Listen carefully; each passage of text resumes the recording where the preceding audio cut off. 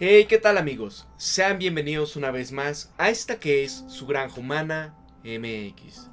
Pues bien, quiero traerles un tema bastante interesante y es de James Rickards, este escritor que ha puesto sobre la mesa, incluso, ¿se acuerdan el último en el 2021, 2020 más o menos? La Gran Depresión, la nueva Gran Depresión. Bueno, aparte de haber hablado sobre todo este quiebre de las cadenas de suministro, toda esta situación que se está viniendo abajo el mundo económicamente, es importante su análisis sobre esta situación que estamos viviendo actualmente. Y él hace esta pregunta. ¿Acaso ya ha comenzado la tercera gran intervención mundial por la democracia? Bueno, ¿qué dice? Esa es una pregunta seria, merece ya una seria consideración por parte de los inversionistas. Hay una ola de analistas y comentaristas que ya han advertido de que esta intervención democrática en Ucrania se puede salir de control y se va a convertir ya en la tercera gran intervención mundial por la democracia. Hay una variación de este tema y es que esta se puede convertir ya en una situación desgraciadamente nuclear, con estos instrumentos tácticos desplegados. La mayoría señala con el dedo que Rusia sería el primero en lanzar este sistema. Pero, ojo, ante la desesperación que tuviesen ante una campaña fallida en el caso de no poder lograr las cuestiones en Ucrania. Pero la realidad esto es lo contrario. Y ojo, para mi punto de ver, eso es cierto. Esta campaña rusa no está fallando, lleva varios meses ya paralizada, a la espera de las condiciones adecuadas para poder lanzar esta ofensiva en invierno. Simplemente esto no lo vas a escuchar en estos medios de comunicación tradicional, los medios principales, el mass media, que esencialmente son los medios de propaganda para Ucrania. Eso sí, la parte con más probabilidades de utilizar estos instrumentos tácticos masivos sería Estados Unidos para poder salvar las apariencias y desestabilizar a Rusia una vez que Ucrania esté al borde del colapso. Amigos, incluso hace ratito lo analizábamos. Tal parece que esta situación está a punto de acabar para Ucrania. Y en esto estamos viendo la desesperación y esta situación donde parece que se está complicando. Estamos viendo cómo poco a poco viene esta escalada. Estamos viendo cómo incluso vean el tema de los tanques, vean el tema de los F-16 que ya están proponiendo, donde Holanda dice, en el momento que ustedes quieran, nosotros los lanzamos. El caso de Lockheed Martin, la que construye estos aviones F-16 de combate, dijo, ustedes pídanlos, están listos para poder ser enviados y para que maquilemos más. Esto analizábamos incluso, ¿no? Es como una especie de carnada. Incluso, vean qué decía Liu Sibaya referente a este tema. Miren.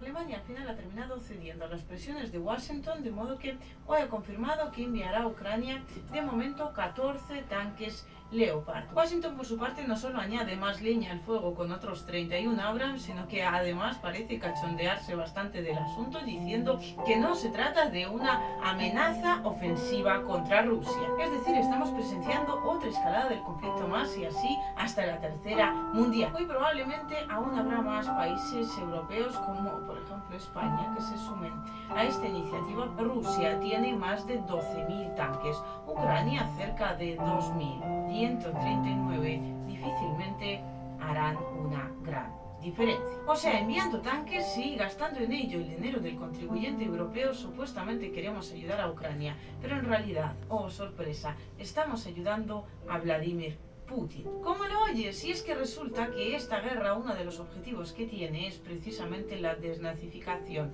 Antes parecía más bien una broma, pero teniendo en cuenta que los tanques alemanes 80 años después van a terminar desfilando por el antiguo territorio soviético, ya no parece tan descabellado. Antes estábamos hablando de un montón de países europeos unidos contra la Unión Soviética alrededor del nazismo. Ahora La imagen se repite, solo que esto pasa alrededor de la OTAN. La OTAN entrena soldados, envía armas, ahora también tanques y todo tipo de ayuda tanto económica como militar a Ucrania. De modo que cuando Putin dice que la seguridad de Rusia se encuentra amenazada por la OTAN, ahora básicamente tenemos que darle la razón. En resumen, tanto que en la OTAN quieren parar la guerra, habrá guerra en Ucrania hasta que Washington decida pararla o Rusia la termine ganando. Y un detalle interesantísimo más. El envío de los tanques Leopard por parte de Alemania y otros países de la Unión Europea muy probablemente no solo suponga más muertes en Ucrania, sino también más dinero para las armamentísticas estadounidenses,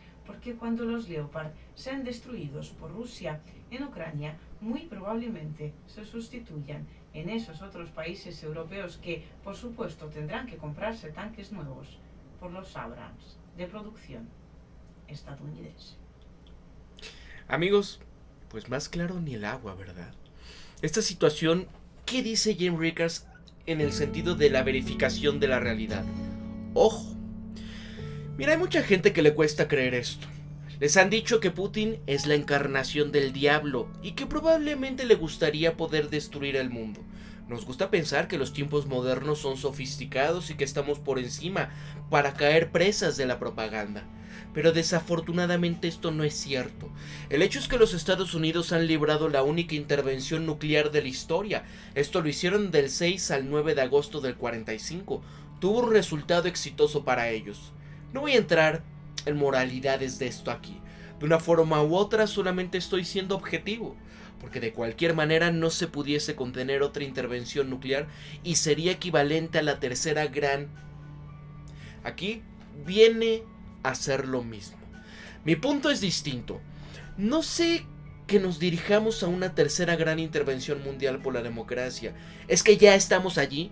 La cuestión es cuándo va a comenzar y terminan estas intervenciones en general y las intervenciones mundiales en particular. No es tan clara como muchos creen. Hay muchos ejemplos. Mire, pongan atención porque, amigos, en este tema hay gente que me ha dicho: Pablo, es que ¿cuándo va a iniciar? Dinos una fecha exacta, una próxima. Amigos, la situación no es como que ya inició ahorita, ¿no? Sino esto lleva su tiempo. Estos son efectos que se van jugando, se va poniendo y preparando el teatro, como en su momento también lo ocurrió. Y es que no era como que todo el mundo ya sabía. Oye, aquí ya saben que el mundo ya, todo el mundo está todos contra todos. No, amigos, miren esto. Incluso, para que pongan atención y presten aquí lo que dice. Déjenme poner esto. Mira, ¿cuándo comienza oficialmente una intervención? Ok, es complicado. ¿Cuándo comenzó la primera? Aquí hubo muchos precursores, incluido la crisis de Agadir en Marruecos de 1911, la italo-turca 1911-1912, la de los Balcanes 1912-1913. Claramente la primera gran intervención mundial por la democracia estaba en una de las fases de cuenta regresiva ya en 1911. Más específicamente, ¿comenzó acaso esta primera gran intervención mundial por la democracia con la eliminación del archiduque Francisco Fernando el 28 de junio de 1914? ¿Acaso esta declaración de la intervención democrática austrohúngara a Serbia el 28 de julio de 1914 lo inició? ¿Acaso fue la declaración de intervención democrática de Alemania a Rusia el 1 de agosto de 1914? El hecho es que el comienzo de la primera gran intervención mundial por la democracia, entonces llamada la Gran Intervención, fue una serie de errores garrafales. Hubo muchos otros errores además de estos que acabamos de mencionar. Por supuesto, Estados Unidos no entró en la primera hasta 6 de abril de 1917. Así, al final de la primera gran intervención mundial, también esto creó un lío. La mayoría de los estudiantes mencionaban que el 11 de noviembre de 1918 como el día en que terminó esto. Eso no es del todo correcto. Ese es el día en que se firmó un armisticio y que se detuvo un tiroteo. Pero el armisticio es simplemente un alto al fuego, no es el tratado de paz. El Tratado de Versalles real que se puso fin a esto fue firmado el 28 de junio de 1919. Entonces, vayan viendo las fechas, amigos. Porque aquí había cuestiones ya desde 1911. Se firma el armisticio 1919. Pongamos en cuestión, ¿cómo hemos vivido a lo largo del 2020 situaciones sumamente complejas?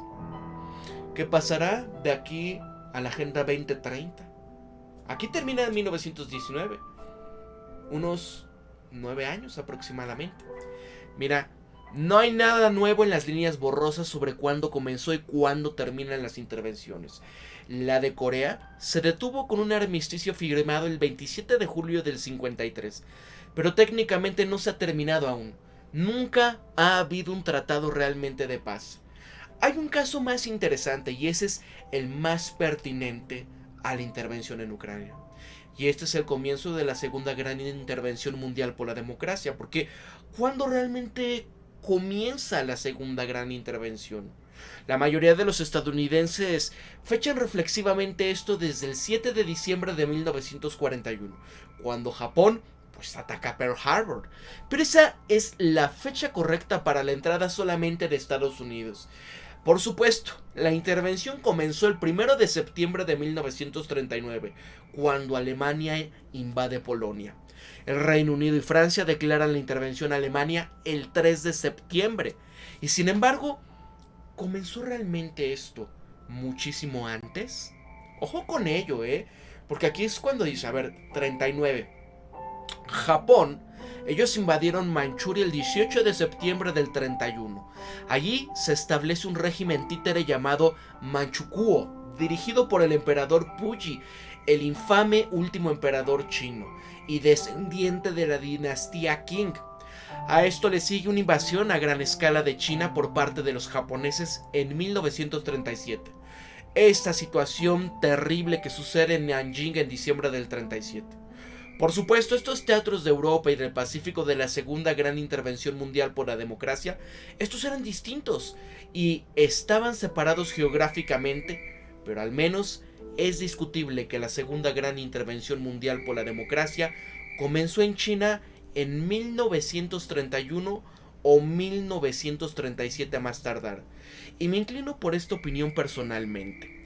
No ignoremos que el tema de la intervención civil en España de 1936 al 39, en la que Alemania se estaba rociando democráticamente Guernica, Rusia también financia el Frente Popular, los mercenarios forman las brigadas internacionales, como el caso de la fragata estadounidense Abraham Lincoln, e incluso este teatro de Estados Unidos y Rusia, que habían luchado en contra de Alemania en suelo español, fue un claro anticipo a la segunda gran intervención mundial por la democracia.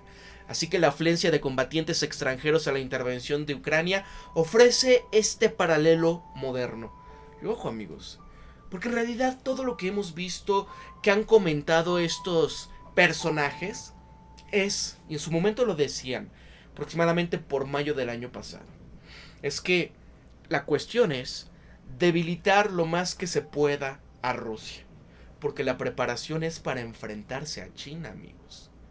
Veamos, lo terrible es que esto se salga de control, porque ahora hay masivas por la democracia.